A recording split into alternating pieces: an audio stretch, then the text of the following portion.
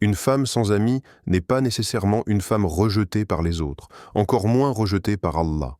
Bien au contraire, dans de nombreux cas, cette solitude est une invitation divine, un appel discret mais puissant. Allah, dans sa sagesse infinie, retire parfois une personne du bruit du monde pour lui offrir quelque chose de plus précieux que la compagnie humaine, une proximité sincère avec lui. Le Coran nous rappelle cette vérité essentielle, et c'est vers Allah que retournent les cœurs. Sourate At-Taghabun 64, 3. Lorsque les cœurs sont trop dispersés, trop attachés aux regards et aux paroles des créatures, Allah peut choisir de les recentrer, de les purifier par le silence et l'isolement. Humainement, cette situation est douloureuse. Cette femme regarde son téléphone sans notification, traverse des journées entières sans conversation profonde, assiste de loin à la vie sociale des autres. Elle ressent l'incompréhension, parfois même la honte. Elle se demande ce qui ne va pas chez elle, pourquoi les liens se sont rompus, pourquoi personne ne semble la choisir. Ces questions pèsent lourdement sur le cœur et peuvent faire naître un sentiment d'abandon. Pourtant, sur le plan spirituel, ce vide n'est pas un néant.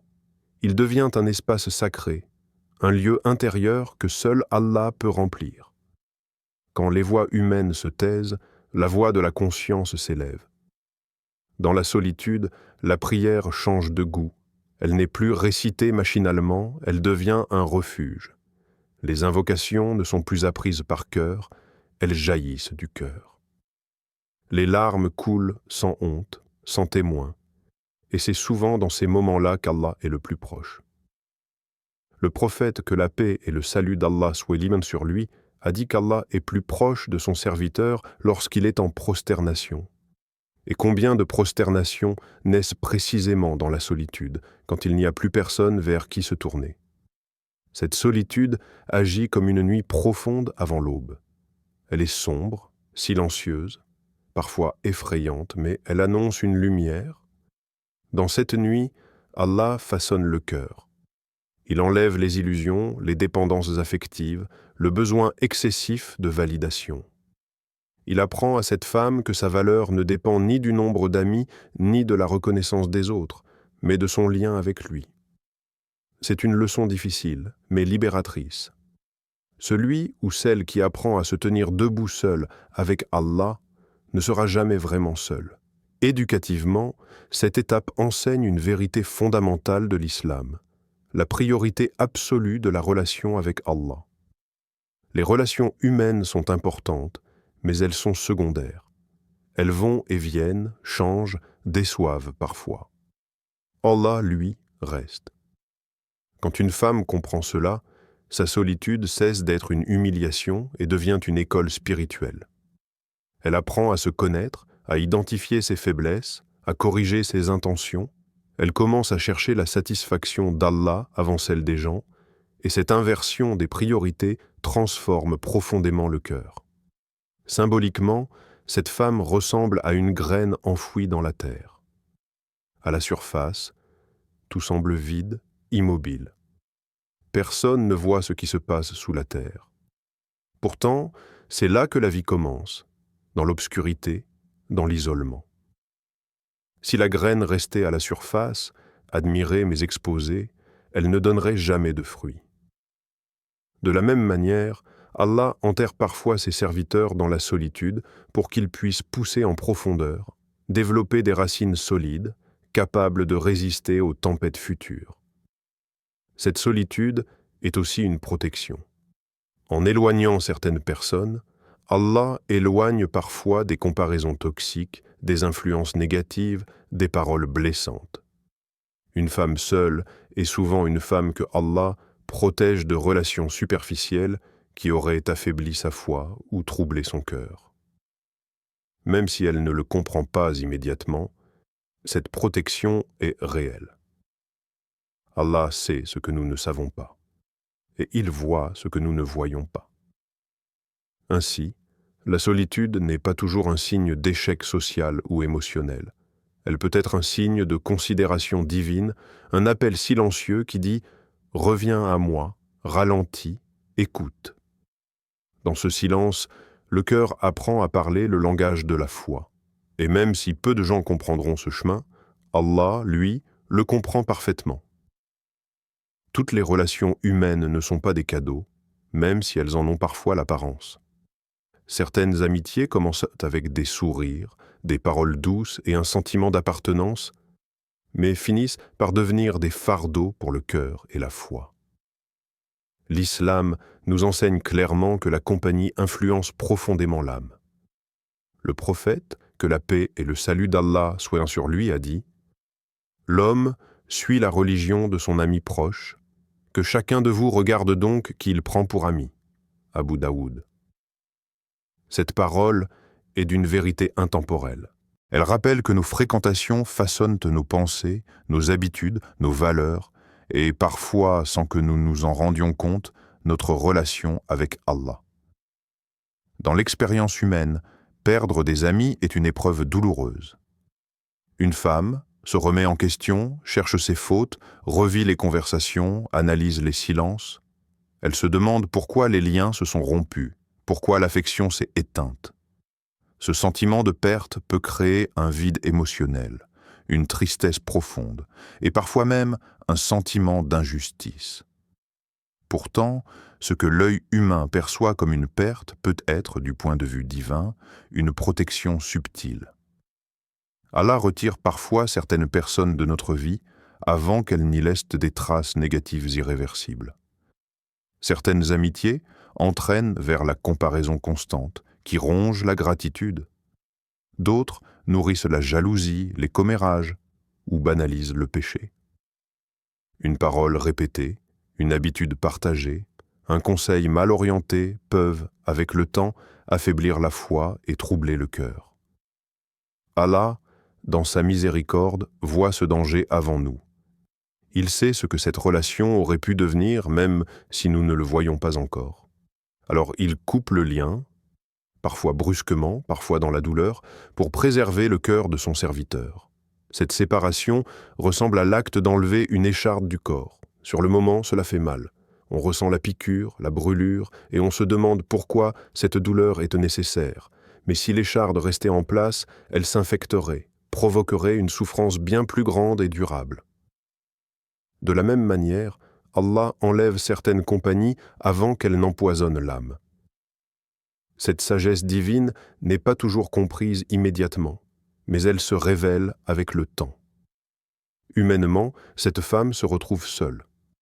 Elle marche sans appui, sans épaules familières. Mais spirituellement, elle apprend à marcher droite. Elle n'a plus besoin de se conformer pour être acceptée, ni de taire sa foi pour préserver une relation. Elle découvre que la solitude avec la vérité est plus honorable que la compagnie dans l'égarement. Cette étape lui enseigne une leçon essentielle. La valeur d'une personne ne se mesure pas au nombre d'amis, mais à la qualité de son cœur et à la paix qu'elle porte en elle. Éducativement, cette épreuve développe le discernement. La femme apprend à distinguer les relations qui élèvent de celles qui épuisent. Elle devient plus attentive aux signes, plus consciente de l'impact émotionnel et spirituel des gens qui l'entourent. Elle comprend que l'islam n'appelle pas à la multiplication des relations, mais à leur justesse. Une seule relation saine, fondée sur la foi et le respect, vaut mieux que 10 relations superficielles qui éloignent d'Allah. Symboliquement, cette femme ressemble à un voyageur qui quitte une route fréquentée mais dangereuse pour emprunter un chemin étroit et solitaire, guidé par une lumière. Ce chemin est plus calme, parfois plus long, mais il mène à la sécurité. Dans cette marche solitaire, Allah devient son plus fidèle compagnon. Elle lui parle dans la prière, se confie à lui dans les moments de doute et trouve dans le Coran une présence constante. Cette proximité avec Allah remplit progressivement le vide laissé par les anciennes relations. Allah dit dans le Coran qu'il est le protecteur des croyants. Cette protection ne se manifeste pas toujours par des cadeaux visibles ou des facilités apparentes. Parfois, elle prend la forme d'une séparation, d'un éloignement, d'un silence. Mais derrière ce silence se cache une attention divine profonde. Quand Allah protège une femme des mauvaises compagnies, il protège sa foi, son cœur et son avenir spirituel.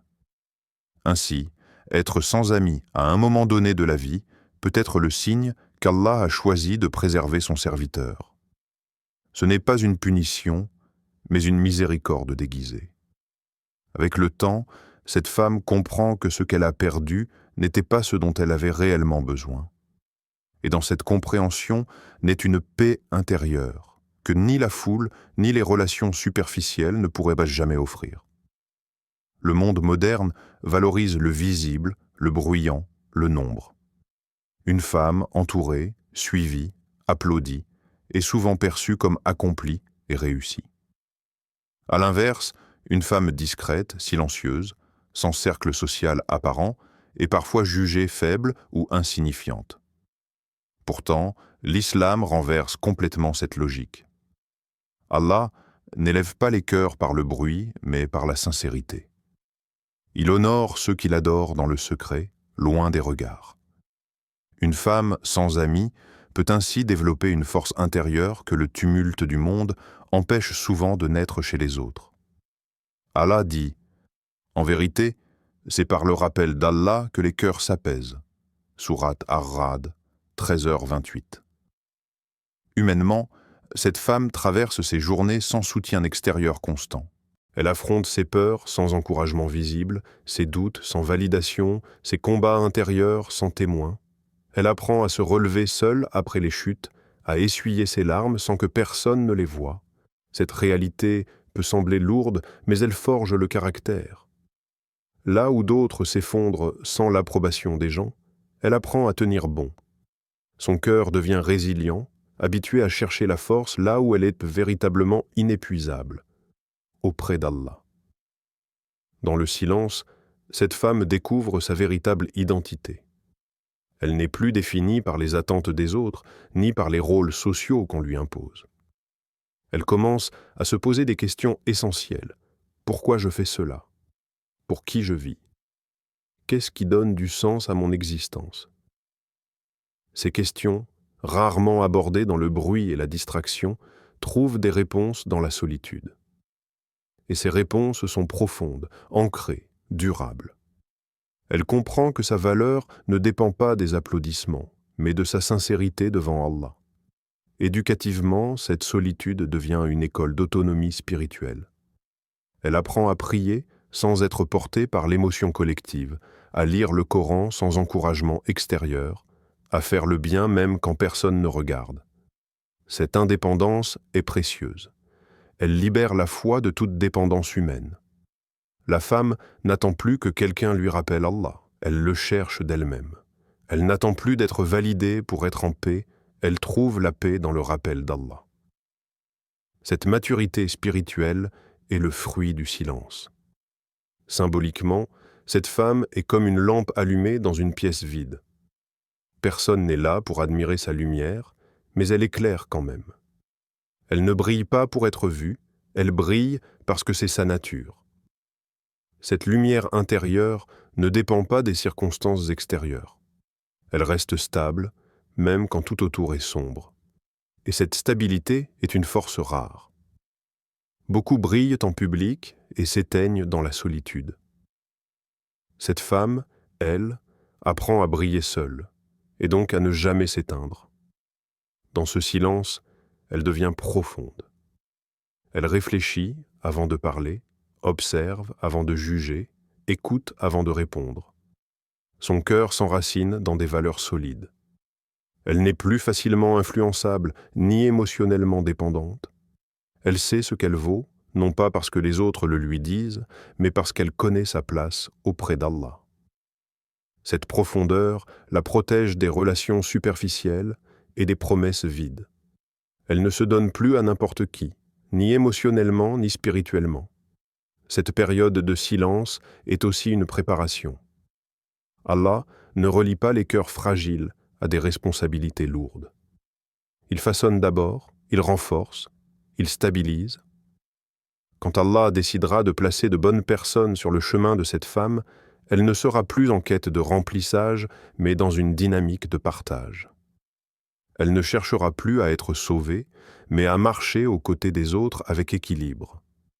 Sa solitude aura été le terrain d'entraînement de sa force. Ainsi, une femme forte ne naît pas toujours dans le soutien et l'abondance relationnelle. Elle se construit souvent dans le silence, loin des regards, dans l'intimité avec Allah. Ce silence n'est pas un vide, mais une présence.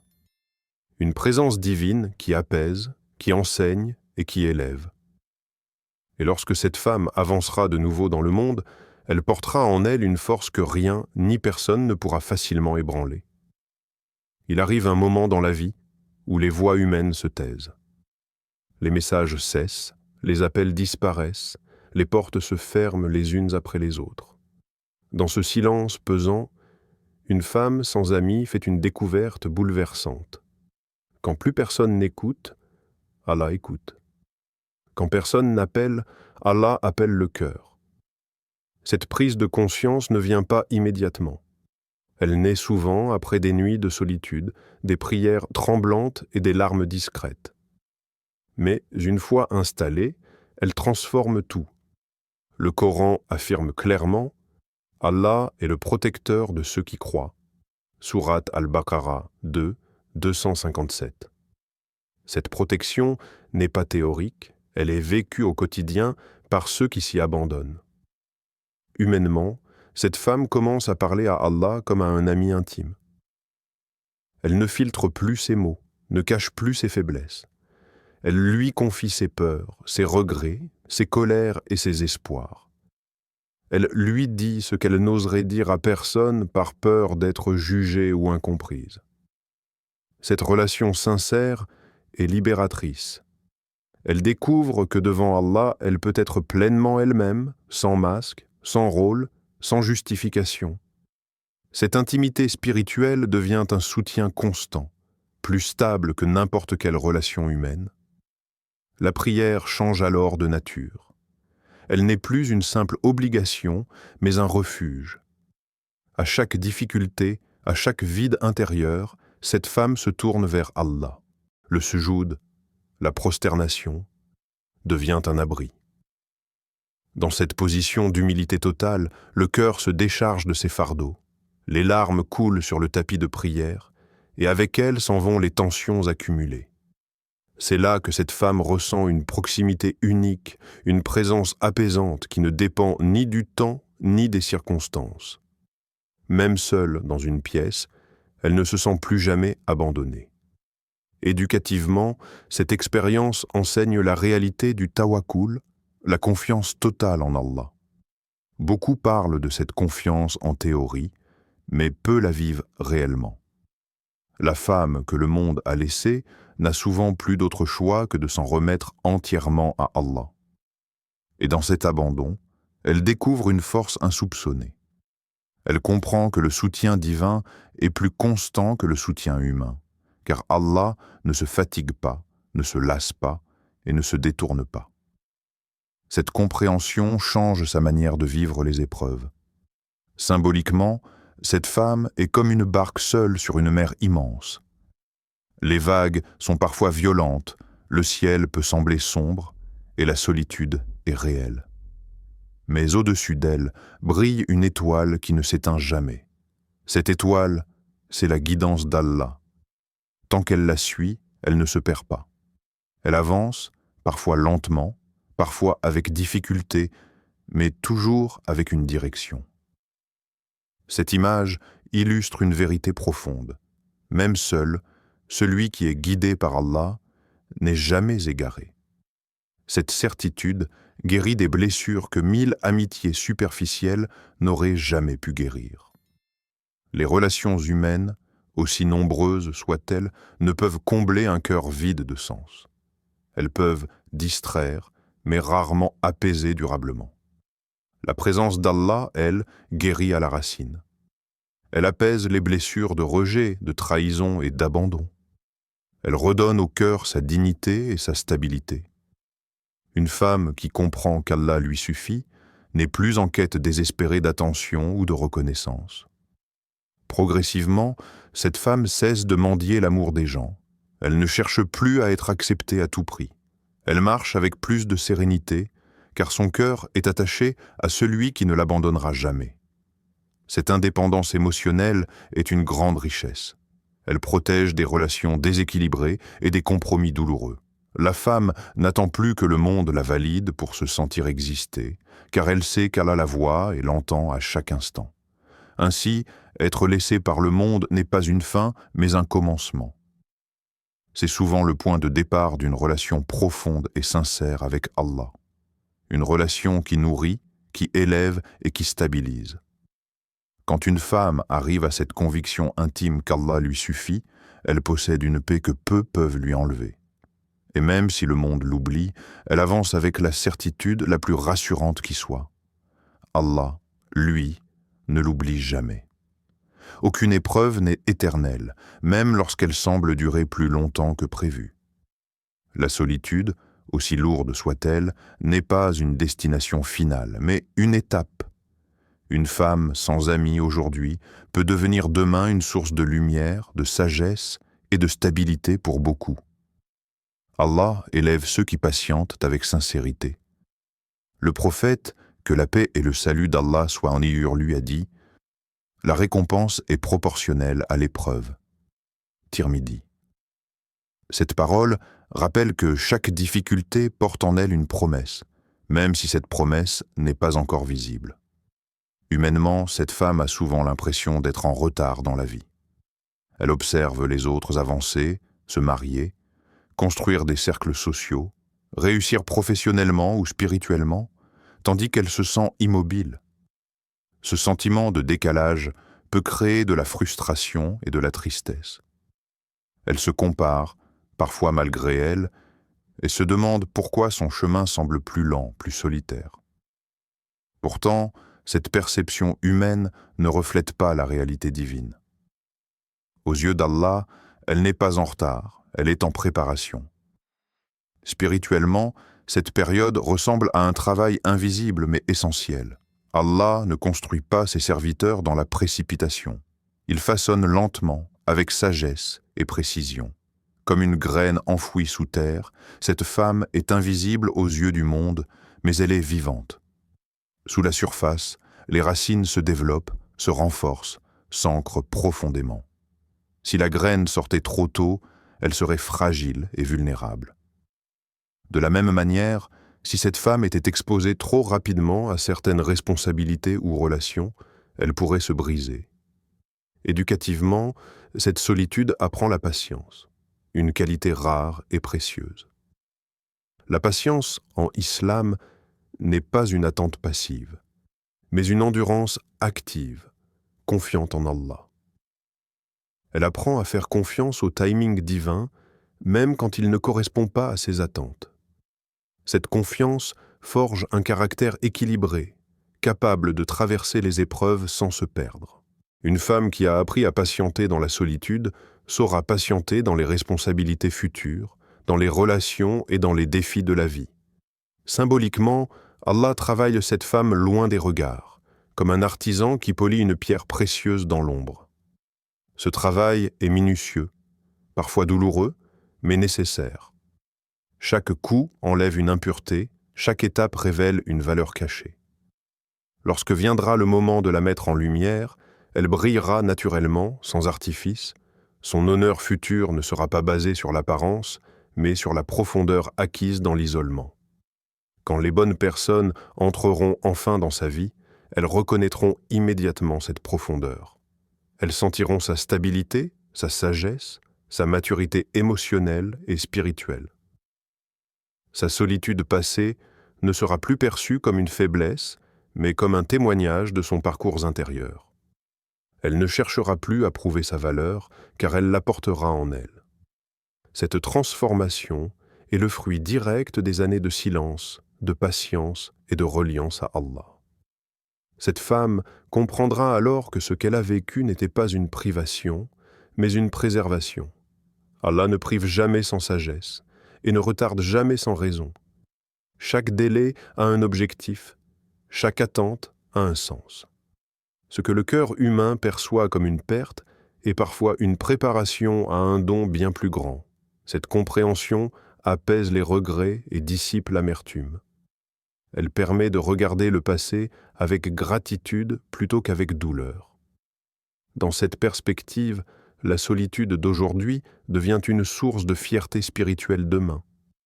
Non pas une fierté arrogante, mais une reconnaissance humble du chemin parcouru avec Allah.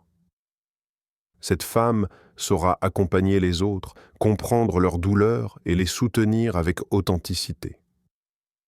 Son expérience deviendra une lumière pour ceux qui traversent des périodes similaires.